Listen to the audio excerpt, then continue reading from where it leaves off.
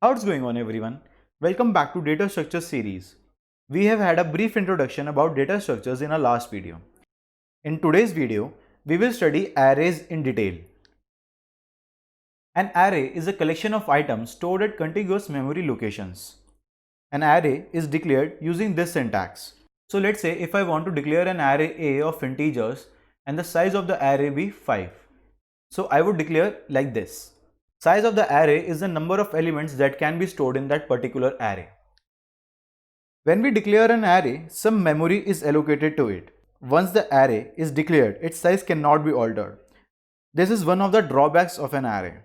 Consider memory as small boxes kept side by side and the volume of each box be 1 byte. Each box has specific address and this address is represented in hexadecimal code. But to understand easily, we will use decimal notation. Let's say when we declared the array, it was stored at a box with address 2000. As our array is of integers and the size of each integer is 4 byte. Therefore, first 4 boxes or first 4 bytes would be allocated for the first element. Similarly, next 4 bytes would be allocated for the second element and the address of this element would be 2004. Memory is allocated similarly for other elements as well. Each element of an array is indexed and the indexing begins with number 0. So the first element of the array has index 0, second element of the array has index 1 and the third element of the array has index 2 and so on. The index of the last element is always n-1 where n is the size of the array. The name of the array is actually a pointer to the address of element at 0 index. So here A is a pointer to 2000. Any element of an array can be assessed using its index. So let's say if I want to assess an element at index 3, I would write it like A square brackets and the index. This is how I can assess an element at index 3. I can also store some data at a particular index using the same format and an assignment operator. So here I stored number 5 at third index. Basically, arrays are of two types, one-dimensional arrays and multi-dimensional arrays. Multi-dimensional arrays are like two-dimensional, three-dimensional, etc. Imagine two-dimensional array like a grid and three-dimensional array like a Rubik's cube. We will be covering one-dimensional and two-dimensional arrays in a video. First, let us understand one-dimensional array. In one-dimensional array, we have only one row and we can store multiple elements in it. One-dimensional array can be initialized in various ways. First, you can declare an empty array A with a particular size. Whenever you declare an empty array, you have to mention its size. Without mentioning its size, you cannot declare an empty array. Another way is storing some data initially when the array is declared. So here we have an array A whose size is 10. And we have only stored 5 elements in it. So first 5 indexes would be filled by these elements and the rest locations would be empty. You can also declare an array without mentioning its size by storing some data when we declare an array.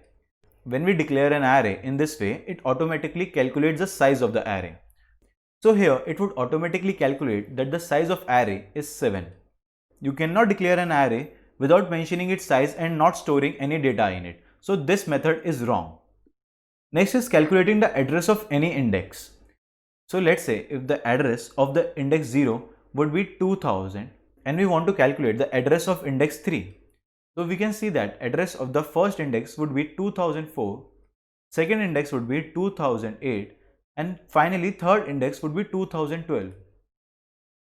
So we have a direct formula to calculate the address of any index. Base address plus index times the size of the data type. So base address here would be 2000 plus index, that is 3, multiplied by size of the data type, which here is integer, so 4 bytes. So this is equals to 2012. This is how you can calculate the address of any index using simple formula. Next is traversing through one-dimensional arrays. To traverse through one-dimensional array, we use a simple for loop which iterates over each element of the array. So a for loop starts at index I equal to 0 and increments up to n-1.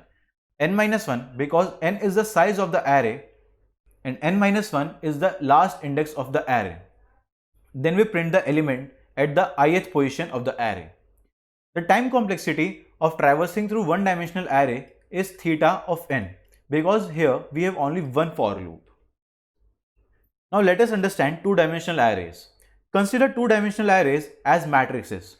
You can have any number of rows and columns in your two-dimensional arrays.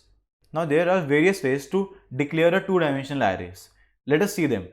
First, you can declare an empty array with number of rows and number of columns given. When we declare a two-dimensional array, we first write the number of rows and then number of columns in square brackets. So this would declare an empty two-dimensional array with 5 rows and 3 columns. Next, you can also store some data while declaring the array. Another way of declaring two-dimensional array is not mentioning the number of rows, but you have to store data in it when you do not mention the number of rows. This method is wrong because here we have not mentioned the number of rows as well as we have not stored any data in it. This method is also wrong because whenever we declare an array, you have to mention the number of columns. You cannot declare an array without mentioning the number of columns. So this method is also wrong. You can access any element of the two-dimensional array very simply. Now let's say if you want to access an element at this particular location. So at this element, the index of the row is 4 and the index of the column is 1. So you can access this element by writing the index of row and then index of column in square brackets. You can also store an integer in this by using an assignment operator. So here we stored number 10 at this particular position. Now let's see how we can traverse through two-dimensional arrays. Traversing through two-dimensional arrays is done using nested for loops. Here n represents the number of rows and m represents number of columns. The first for loop starts at index I equal to 0 and increments up to n minus 1. This for loop is used to iterate over rows. Second for loop starts at index j equals to 0 and increments up to m minus 1. This for loop is used to iterate over the elements of that row. Then we print the element at ith row and jth column. The time complexity of traversing through two-dimensional arrays is of theta of n square because we have nested for loops. Two-dimensional arrays can be implemented in two ways. First is a row major implementation and second is column major implementation. Row major implementation is used in languages like C, C++, etc. Column major implementation is used in languages like Fortran, MATLAB, etc. Now let us understand both of these implementations. First we have the row major implementation. In row major implementation, the data is stored row wise. Let's say the address of the array be 2000. So our first element would be stored at location 0, 0 and the next address would be allocated to 0, 1 and element would be stored at 0, 1 only. Similarly, next element would be stored at 0, 2 and its address would be 2008. And next element would be stored at 0, 3 and its address would be 2012. After this, we move to next row, that is 1, 0. So next element would be stored at 1, 0 and address would be allocated to it. So its address would be 2016 and so on. When two-dimensional arrays are stored in memory, it does not mean that memory would also be two-dimensional. Memory is represented in the same way which we just discussed, different boxes kept adjacent to each other. So this is how this array would be stored. So first element would be stored at this position, then this position would be 0, 1 and this would be 0, 2, this would be 0, 3 and this position would be 1, 0. So here we can see that every group of 4 blocks represent each row. So first 4 blocks represent row 1, second block represents row 2 and next group of 4 blocks represent third row. The number of blocks in a group is the number of columns. This is how row major implementation works. Now let's say if you want to find the address of any index. We have a simple formula for it. Let's say if you want to find the address of element at this position. Here, index of the row is 1 and the index of the column is 2. In row major implementation, we have this simple formula to calculate the address of a position. So let's say the base address was 2000. Now to calculate the address of the position 1, 2, base address plus I represents index row of the element, which here is 1. This is multiplied by number of columns, which is 4, plus j. J is the index of column of the particular element, which here is 2. And this is multiplied by the size of data type, which here is 4 bytes. So this is equals to 2000 plus 6 times 4, which is equals to 2024. So this is how you can calculate the address of any element in row major implementation. Next we have column major implementation. In column major implementation, data is stored column wise. So first number would be stored at 0, 0 and address would be allocated to it. So let's say its address is 2000. The first element is stored at 0, 0 and the next address would be allocated to 1, 0 instead of 0, 1 and element would be stored at 1, 0 only. So the address of 1, 0 would be 2004 and the next element would be stored at 2, 0 and its address would be 2008. After this we move to next column and the element is stored at 0, 1 and its address would be 2012. And similarly data is stored at other positions as well. Now again the memory allocated to this array is in linear form, which can be represented in the following way. So here first block represents the index 0, 0, next 1, 0, 2, 0 and the fourth block represents 0, 1. So here group of every 3 blocks would represent a column.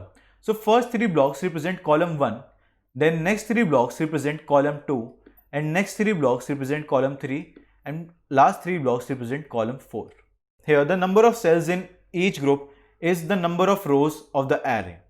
So this was how data is stored in column major implementation. Now to find the address of any element in column major implementation, we have a formula. So let's say if we want to find the address of this particular position.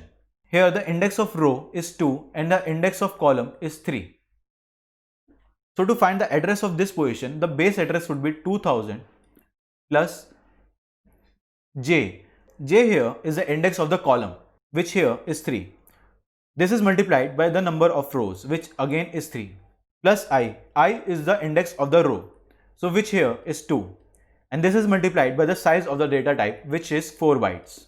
So this would be equal to 2000 plus 11 times 4, which is equals to 2044. So the address of the element at position 2, 3 would be 2044. That's all for this video. In our next video, we will see some operations on arrays.